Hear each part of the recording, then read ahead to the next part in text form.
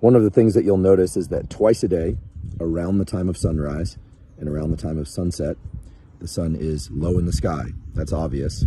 Scientists call that low solar angle sunlight. What's not so obvious, unless you're informed about it, is that when the sun is low in the sky, yellow-blue contrasts are very prominent.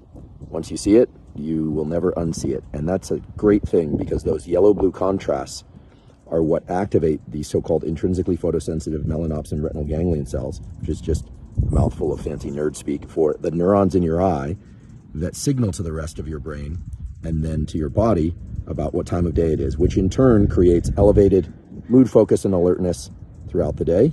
It does that by elevating dopamine, epinephrine, and cortisol early in the day, which is a good thing, and by activating serotonin and related neurotransmitter systems in the evening when you view the sunset.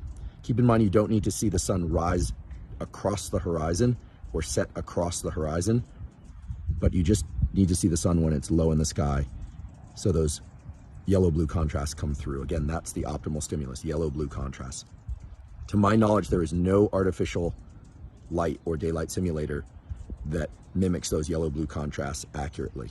Maybe someone would develop one. That would be terrific. Meanwhile, try and view the sun for about 5 to 10 minutes minimum in the morning, and again for about 5 to 10 minutes minimum in the evening when it's low in the sky.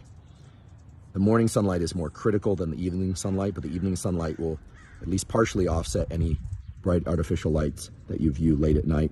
But still, you want to dim your lights in the house from 10 p.m. until about 4 a.m. If it's overcast out, say partially overcast, then you want to do that sunlight viewing for at least 10 minutes, probably more, like 15 to 20 minutes. And if it's very dense cloud cover, then 30 minutes is going to be better. A couple of key points: don't wear sunglasses for your morning and evening sunlight viewing. However, never look at any light so bright that it's painful to look at, so you should allow yourself to blink as necessary. A lot of people ask me, can I wear eyeglasses or contacts while I do this? And the answer is yes, because it focuses the light to your eyes. However, trying to get this morning and evening sunlight viewing through a windshield or a window will not work. I repeat, it will not work, because it filters out the relevant wavelengths that are critical. Again, if it's dense cloud cover, there are still photons coming through, and those photons are going to be far brighter than bright artificial indoor lights. Even though those bright artificial indoor lights seem very bright, they're really not when you look at the total photon energy. If you want to get a free app like Light Meter and do that comparison yourself, you can do that. I don't have any relationship to Light Meter, but it's a good way to measure the number of lux, brightness of light indoors and outdoors. And if you run that experiment, it'll verify the statement I just made. Another couple of key points.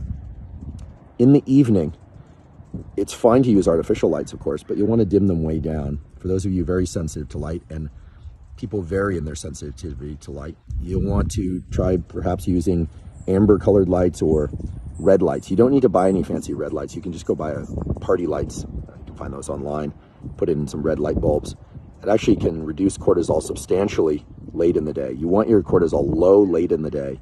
You actually want your cortisol pretty high in the morning to activate your immune system and energy systems.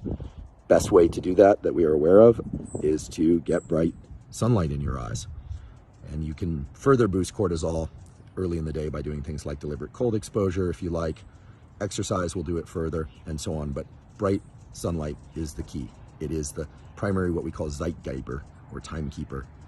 When you do these things, meaning viewing sunlight early in the day, and ideally again around sunset, you will find that your mood, energy, focus, alertness, etc. are going to be much better during the day, and your sleep will be better at night, especially if you're avoiding bright artificial lights at night.